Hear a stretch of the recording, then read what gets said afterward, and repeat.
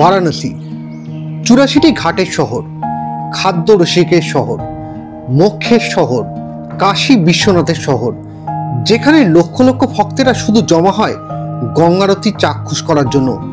এই শহর হলো অদ্ভুত, অতুলনীয়, অপূর্ব, কেননা এটা মহাদেবের নিজের হাতের তৈরি শহর, যেখানে আছে অনেক জানা ও অজানা স্থান। তাহলে চলুন একসাথে দুদিনের জন্য ঘুরে আসি কাশী থেকে।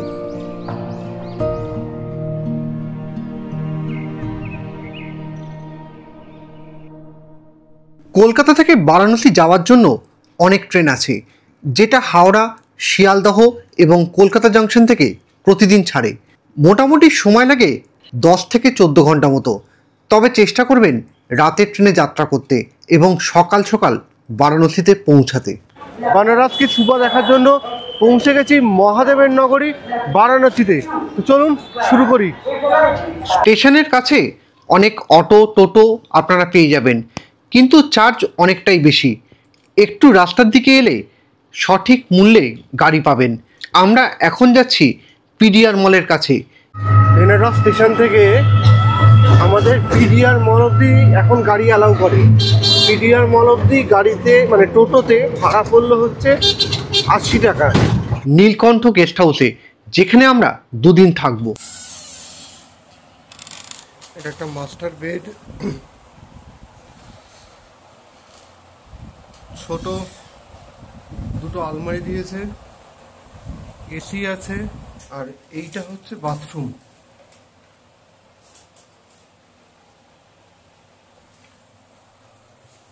এখানে শাওয়ার আছে, গিজারও আছে।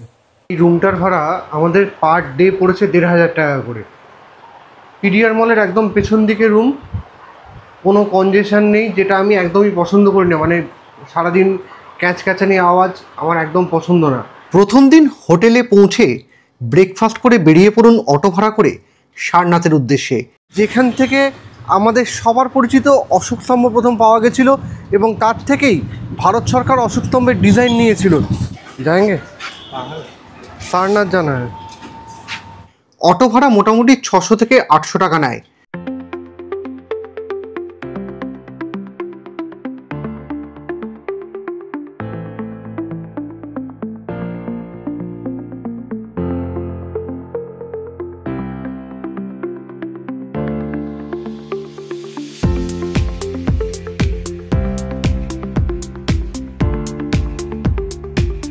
আমরা এসে পৌঁছেছি সারনাথে।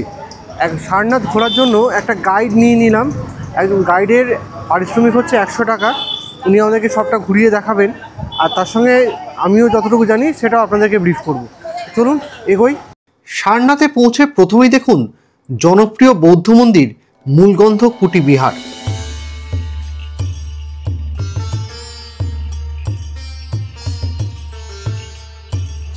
এই মন্দির 1931 সালে প্রতিষ্ঠিত হয়েছিল। একটা মিথ সবাই বলে থাকেন যে এই বুদ্ধদেবের মূর্তি হচ্ছে সোনার, কিন্তু অ্যাকচুয়ালি এই মন্দিরের মূর্তি কিন্তু বুদ্ধদেবের সোনার নয়।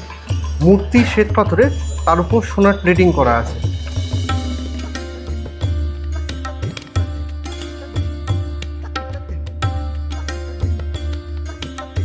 তারপর দেখুন ধামেক স্তূপ। এই স্তূপের উচ্চতা হচ্ছে 103 ফুট আর প্রস্থ হচ্ছে 93 ফুট। এরপর দর্শন করুন বোধি বৃক্ষ, যা মূল বৃক্ষের তৃতীয় ব্রাঞ্চ। বোধগয়াতে আছে বোধিবৃক্ষের মেন ব্রাঞ্চটা। সেখান থেকে পরবর্তীকালে সম্রাট অশোকের পুত্র এবং কন্যা, যারা শ্রীলঙ্কায় গিয়ে বৌদ্ধ ধর্ম প্রচার করেছিলেন, তারা সেখান থেকে একটা ব্রাঞ্চ নিয়ে শ্রীলঙ্কায় যান। পরবর্তীকালে শ্রীলঙ্কার সেই বোধিবৃক্ষ থেকে একটা ব্রাঞ্চ নিয়ে এসে শ্রীলঙ্কার বুদ্ধিস্ট মঙ্ক, যিনি এই আশ্রমটা স্থাপন করেছিলেন বা এই মন্দিরটা স্থাপন করেছিলেন 1931-এ, উনি ওখান থেকে একটা ব্রাঞ্চ নিয়ে এসে এখানে স্থাপন করেন। তাহলে হিসাব মতো দেখতে গেলে এটা হচ্ছে মেন বোধিবৃক্ষের তৃতীয় ব্রাঞ্চ। আর সবশেষে দেখুন চাইনিজ টেম্পল।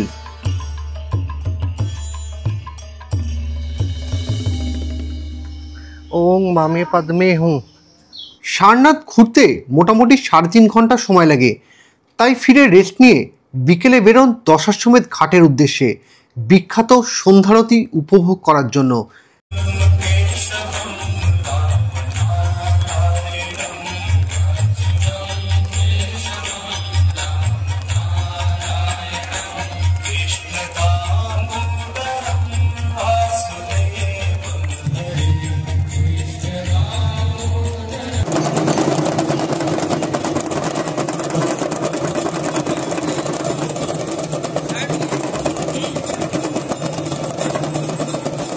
তারপর যদি আপনারা ভিড় এড়িয়ে মহাদেবের দর্শন করতে চান তাহলে অবশ্যই চলে যান কাশী বিশ্বনাথের মন্দিরে।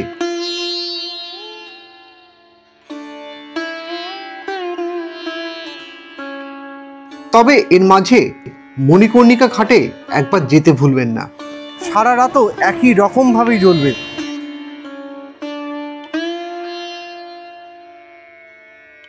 সবশেষে রাতে ডিনার করে শুয়ে পড়ুন।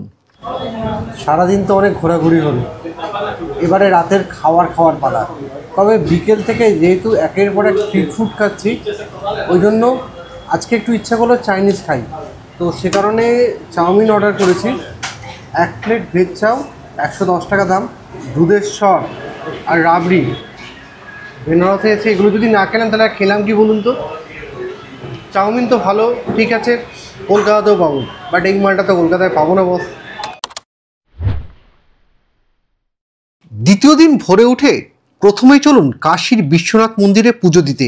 যত ভোরবেলায় যাবেন ততই তাড়াতাড়ি পুজো দিতে পারবেন। কাশী বিশ্বনাথের মন্দির ভোর 4টে থেকে রাত্রি 12টা অবধি খোলা। এর মাঝে সন্ধ্যারতির সময় খানিকক্ষণ মন্দির বন্ধ হয় এবং দুপুরে খানিকক্ষণের জন্য মন্দির বন্ধ হয়ে থাকে। আমরা ভোরবেলা 3টের সময় এসে লাইন দিয়েছিলাম, 3:20 নাগাদ। যখন দর্শন করে বেরিয়েছি তখন বাজে হচ্ছে 6টা। তবে একটা কথা বলি, যদি ফাঁকায় দর্শন করতে যান তাহলে যে সময় গঙ্গা ঘাটে আরতিগুলো হয় সেই সময়টা এসে যদি দর্শন করতে পারেন তাহলে কিন্তু আপনি একদম ফাঁকায় দর্শন করতে পারবেন। কাশী বিশ্বনাথ মন্দির দর্শন করার পর মা অন্নপূর্ণা মন্দির দর্শন করতে ভুলবেন না।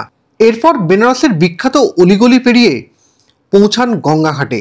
লখনৌয়ের ভুলভুলাইয়া আর কাশীর বিশ্বনাথ মন্দিরের পাশের গলি দুটোই কিন্তু জিলিপির মতো একদম সোজা। বারাণসীর 84টি ঘাট আপনি হেঁটেও ঘুরতে পারেন বা গঙ্গাবক্ষে গঙ্গা বিহানের মাধ্যমেও ঘুরতে পারেন।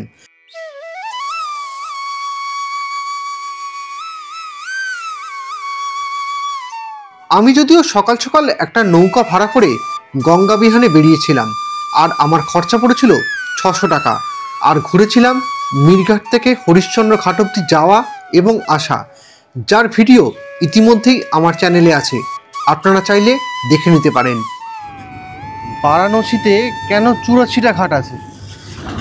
এক একটা ঘাট হচ্ছে 1 লক্ষ স্পিসিসকে ইন্ডিকেট করে। মানে আমরা বলি না আমাদের 84 লক্ষ জনির জন্মের পর মানব জন্ম হয়, তো সেই 84টা মানে 84 লক্ষ সেই হিসাবে কিন্তু 84টা ঘাট। গঙ্গার তীরে গিয়ে গঙ্গা স্নান করব না, এটা কি করে হয়? তাই আমিও কাশীতে পৌঁছে গঙ্গা স্নানটা সেরেই নিয়েছিলাম। সকাল কাশীতে গঙ্গা ঘাটে স্নান করে মনটা সত্যিই খুব ভালো লাগছে।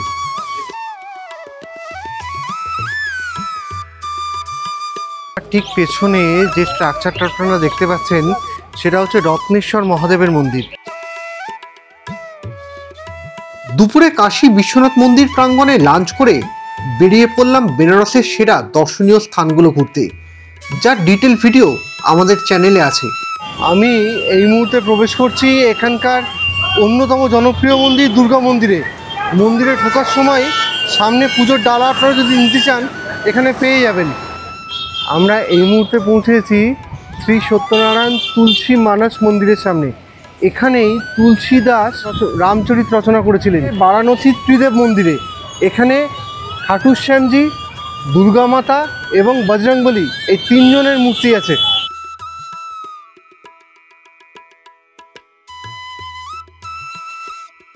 সংকটমোচন মন্দির খুব ভালো করে দর্শন করা হয়েছে, কিন্তু ভেতরে ভিডিওগ্রাফি বা ফটোগ্রাফি অ্যালাউ নেই।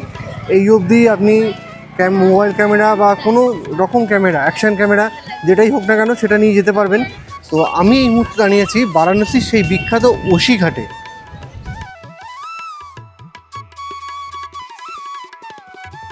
এটাই একমাত্র ঘাট যে ঘাটে সকালবেলা মানে ভোর 5টা থেকে 5:30টার মধ্যে এবং সন্ধেবেলা 7টা থেকে 7:30টার মধ্যে কিন্তু আরতি হয়।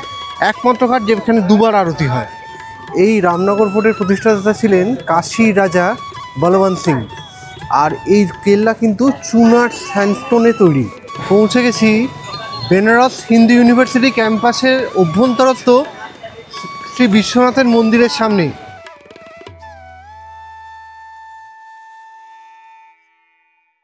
4 দিন ধরে শহরের মধ্যে থেকে হর্নের ওই ক্যাচক্যাচানি আওয়াজটা না, সেখান থেকে যেন এইটা একদম কানটাকে পুরো রিফ্রেশ করে দিল।